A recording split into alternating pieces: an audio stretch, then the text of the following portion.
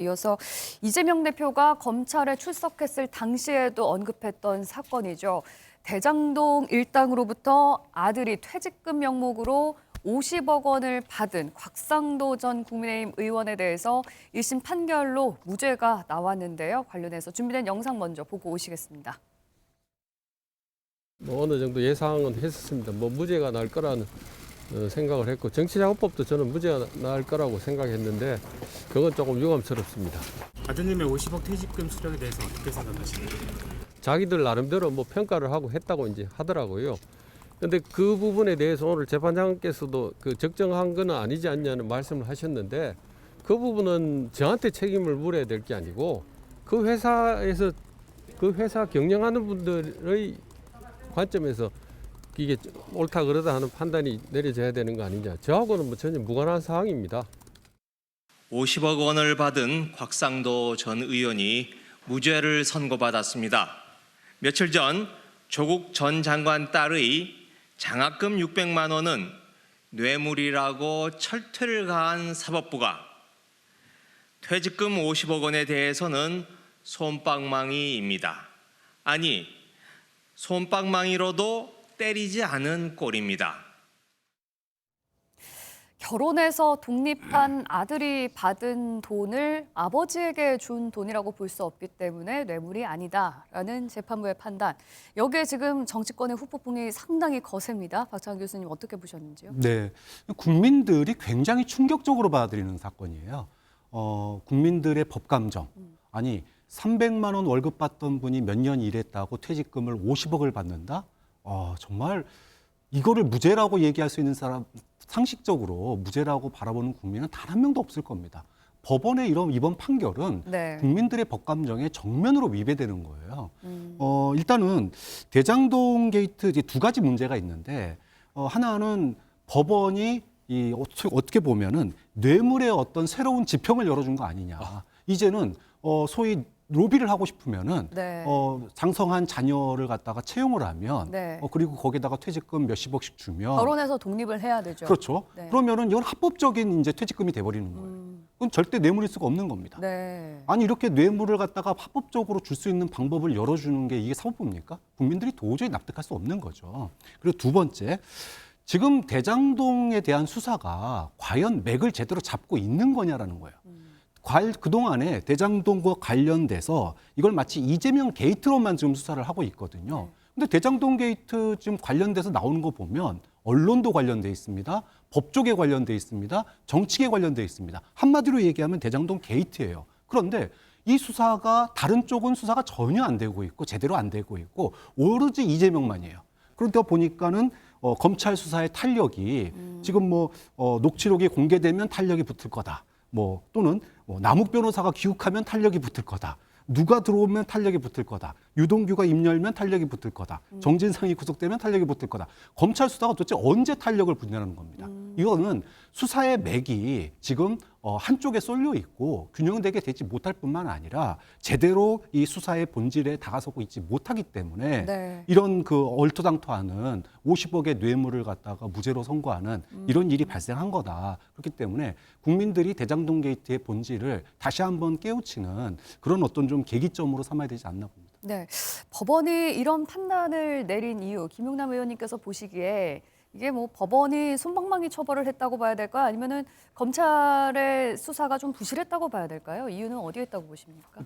두 개 다 지적을 할 수 있을 것 같습니다. 네. 우선 법원의 무죄 판결 이후 아들이 결혼을 해서 독립생계를 유지하고 있기 때문에 아들 명의 계좌로 들어간 돈을 곽상도 전 의원이 받은 거로 볼 수 없다. 네. 근데 우리는 박근혜 전 대통령 사건 때 박근혜 전 대통령과 사실은 피 한 방울도 안 섞인 최순실이 받은 돈을 네. 경제 공동체라는 개념으로 박근혜 전 대통령이 받은 뇌물로 의율해서 처벌하는 걸 봤어요. 네. 그리고 그게 대법원 확정 판결까지 있습니다.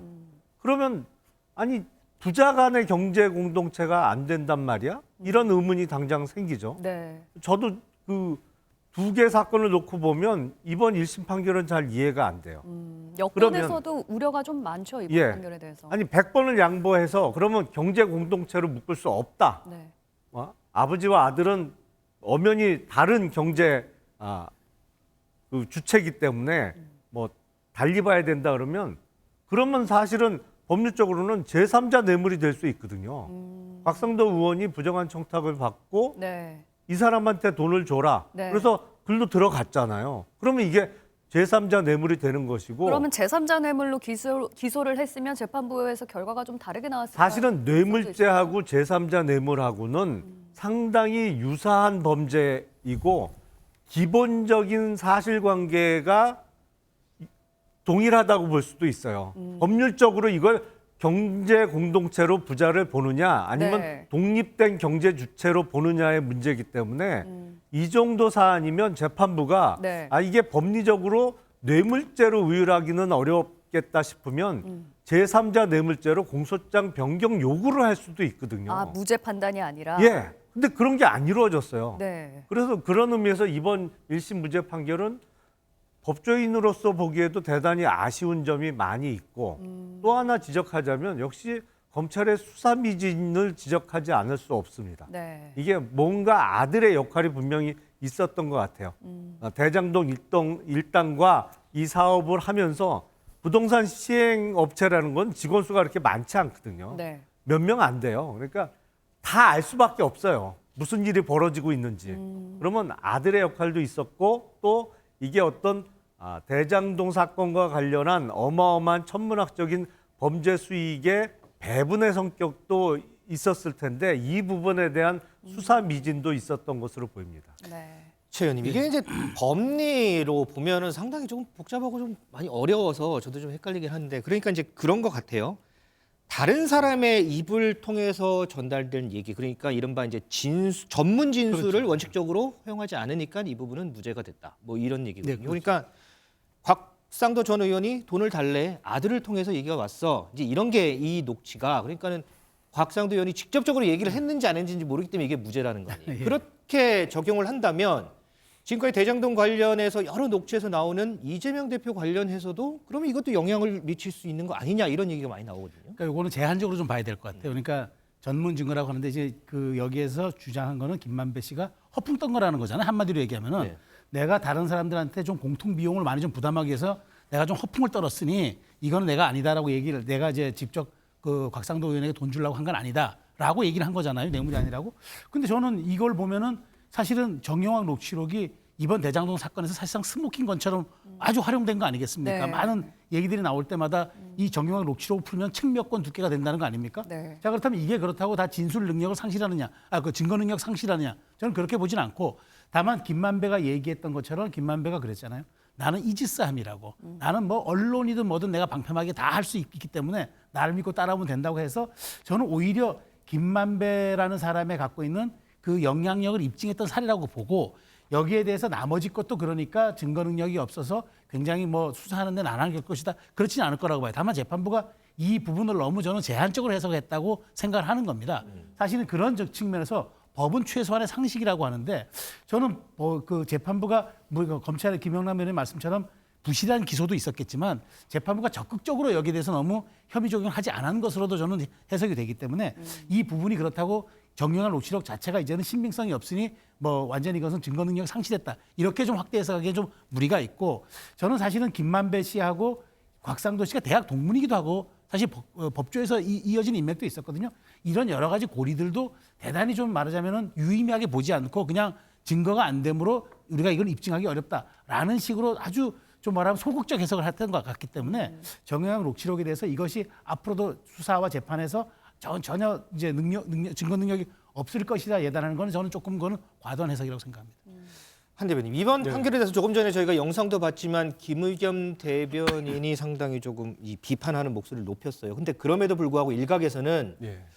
이게 민주당에서는 속으로는 비판만 하고 있지는 않을 수도 있겠다는 얘기가 나와요. 왜냐하면 당장 조홍천 의원만 해도 이번 판결 때문에 이재명 대표에 대한 수사가 헛돌 수 있다 이런 예측을 내놓거든요. 그래서 겉으로는 비판하지만 속으로는 좋아한다는 그렇지 않고요.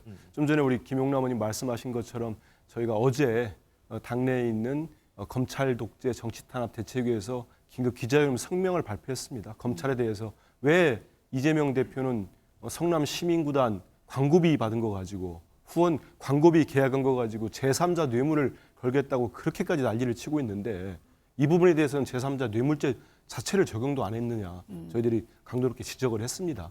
전 이번 사건 이렇게 봅니다. 정말 이 검찰의 선택적인 부실 또는 무능 수사다. 거기에다가 법원은 이제 소극적인 법리를 적용한 건데요. 출발 자체는 지금 거의 3년째 검찰이 수사하고 언론에 기사를 흘리고 이렇게 몰아가고 있는 이 대장동 사건, 이재명 대표를 잡겠다고.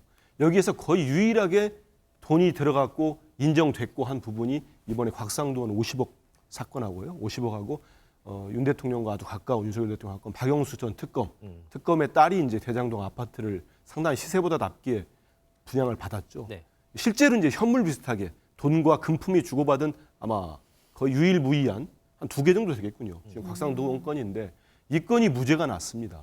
그러면 정말 좀 전에 말씀하신 대로 우리 조홍천 의원 얘기처럼 아니 부자 간의 뇌물이 성립이 안 되면 전문 진술을 받아들일 수 없다고 한다면 지금 김용과 정진상 무슨 428억 이건 50억이 직접 갔습니다 돈이. 428억은 약정이라는 거예요. 언제 주겠다. 그것도 유동규와 남욱이 주겠다고 했다는 약정서가 있는 것도 아니고 오로지 말밖에 없습니다. 근데 김용과 정진상 씨 두 분은 절대적으로 그런 적 없다고 하는 상황입니다. 그런데 그러면 이걸 검찰이 전 도대체 어딜 뭘 수사하고 있는지 모르겠어요. 그래서 검찰도 이번 이 뒤늦게 무슨 뭐 공소유지 인력을 보강한다고 하는데 우리 국민들이 그렇게 모르는 분들은 아닙니다. 정말 다 보고 계시기 때문에 야 이게 진짜 검찰이 도대체 무슨 수사를 하는 거지? 대장동의 본류 수사가 뭐였어? 이건 말 그대로 부정한 돈을 받아먹은 그 대장동 일당들과 법조 비리, 언론 비리 그 세력들 아니야? 판검사 세력들 아니야? 이걸 더 알게 되는 계기가 될 것 같아요. 그리고 이제라도 검찰은 정확하게 우리 국민들이 납득할 수 있는 수사를 했으면 좋겠습니다. 네. 정치하지 말고. 검찰이 뭐 항소를 한다고 하는데 항소심에서는 결과가 달라질지 지켜봐야 될 것 같습니다.